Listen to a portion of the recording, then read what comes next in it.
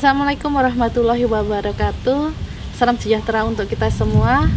Halo, apa kabar peserta Latsar CPNS? Kali ini saya Binda Karisma Widyaiswara dari Pusat Pelatihan Manajemen dan Kepemimpinan Pertanian, Kementerian Pertanian, akan memandu peserta Latsar CPNS dalam materi komitmen mutu. Tujuan pembelajaran diharapkan teman-teman dapat mengidentifikasi tindakan yang menghargai efektivitas, efisiensi, mengandung inovasi dan kinerja yang berorientasi mutu, khususnya dalam penyelenggaraan pemerintahan dan pelayanan publik, serta dapat mengimplementasikannya.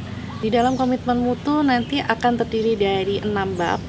Bab pertama kita akan membicarakan tentang efektivitas, efisiensi, mutu, dan inovasi.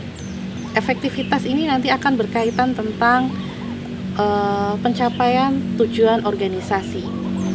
Lalu efisiensi adalah untuk mencapai hasil yang sebesar-besarnya. Selanjutnya kita akan membahas tentang mutu atau kualitas. Tentunya kita sering mendengar kata kualitas ya. Nah, kualitas adalah apapun yang menjadi kebutuhan customer, juga kesesuaian terhadap spesifikasi atau satu kesempurnaan dan kesesuaian terhadap persyaratan ya. Intinya adalah mencapai kepuasan pelanggan atau customer. Setelah itu kita akan membahas tentang inovasi, yaitu tentang proses mengimplementasikan suatu ide yang berkaitan dengan satu unsur kebaharuan dan tentu saja harus bermanfaat.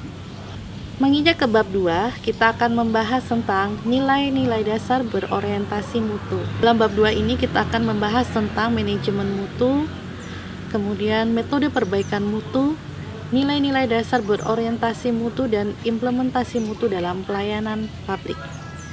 Dalam manajemen mutu ini nanti kita akan membahas tentang pengertian apa itu manajemen mutu, kemudian kita akan membahas tentang 5 pilar manajemen mutu, yaitu tentang produk, proses, organisasi, pemimpin, dan komitmen. Setelah kita mempelajari metode perbaikan mutu, kita akan membahas tentang nilai-nilai dasar berorientasi mutu, yaitu di mana di sini kita akan belajar nilai-nilai yang harus kita laksanakan dalam memberikan pelayanan dan melaksanakan kinerja kita sebagai aparatur negara dalam penyelenggaraan kepemerintahan. Setelah itu kita akan membahas implementasi mutu dalam pelayanan publik. Tentunya di sini akan dibahas contoh-contoh atau cara-cara mengimplementasikan nilai-nilai dasar berorientasi mutu dalam pelayanan publik itu seperti apa. Nah, setelah kita mempelajari nilai-nilai dasar dalam komitmen mutu, maka kita akan menginjak ke bab 3, yaitu melakukan pendekatan inovatif dalam penyelenggaraan pemerintahan. Di dalam bab 3 ini nanti kita akan mengajak teman-teman untuk mendeskripsikan implementasi pendekatan inovatif dalam penyelenggaraan layanan pemerintahan. Nah, di sini kita akan membicarakan tentang 4 fokus inovasi dan contohnya dalam inovasi penyelenggaraan layanan pemerintahan. Kemudian kita akan mengajak teman-teman untuk menganalisis berbagai upaya untuk meningkatkan produktivitas PNS sebagai aparatur penyelenggaraan pemerintahan, dan nanti kita minta teman-teman untuk memberikan contoh alternatif solusi untuk meningkatkan produktivitas kinerja aparatur dalam pelayanan publik.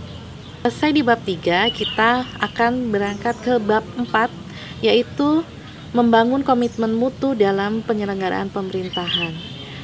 Di dalam bab 4 ini, kita akan mengajak teman-teman untuk mengobservasi, mengidentifikasi, dan mendeskripsikan fenomena empirik secara faktual terkait mutu kinerja aparatur dalam memberikan layanan kepada masyarakat. Kemudian nanti kita mengajak teman-teman untuk memberikan penilaian secara objektif bagaimana sih tanggung jawab aparatur dalam memberikan layanan publik. Setelah itu kita akan mendeskripsikan tindakan kreatif yang dapat diwujudkan oleh aparatur dalam memberikan layanan publik dan menganalisa kendala terkait belum terwujudnya kreativitas kerja aparatur dalam mewujudkan inovasi layanan yang berkomitmen terhadap mutu. Serta kita akan menganalisis faktor-faktor pendorong yang meningkatkan kinerja aparatur yang kreatif, inovatif, dan berkomitmen terhadap mutu. Nah, selanjutnya kita akan menginjak ke bab 5 tentang berpikir kreatif. Di sini kita akan mengajak teman-teman untuk memberikan contoh nyata berbagai tindakan aparatur yang mencerminkan pemberian layanan publik yang kreatif, inovatif, dan berkomitmen terhadap mutu yang dapat dilakukan di tempat kerja. Kemudian menjelaskan manfaat dari penyelenggaraan kerja yang kreatif, inovatif, dan berkomitmen terhadap mutu, khususnya untuk masyarakat yang dilayani. Setelah itu diharapkan nantinya teman-teman dapat menampilkan kinerja yang menunjukkan komitmen kuat terhadap mutu berbasis kebijakan yang sudah ditetapkan. Nah, kita sekarang berada di bab terakhir yang akan kita pelajari, yaitu bab 6, yaitu tentang membangun komitmen mutu melalui inovasi. Di dalam bab 6 ini nanti kita akan mendeskripsikan tentang best practices yang telah dicapai oleh berbagai institusi pemerintah dalam melahirkan inovasi layanan publik. Di dalam bab 6 ini nanti kita akan belajar tentang best practice ya, yang telah dicapai oleh berbagai institusi pemerintah dalam melahirkan inovasi layanan publik. Kemudian kita akan mengajak teman-teman bagaimana cara menciptakan iklim kerja yang dapat menumbuhkan keberanian untuk menampilkan kreativitas dan inovasi dalam memberikan layanan yang berkomitmen terhadap mutu, dan membangun mindset untuk mewujudkan komitmen mutu dalam memberikan layanan masyarakat secara profesional. Nah, teman-teman, inilah nanti yang akan kita bahas di dalam komitmen mutu.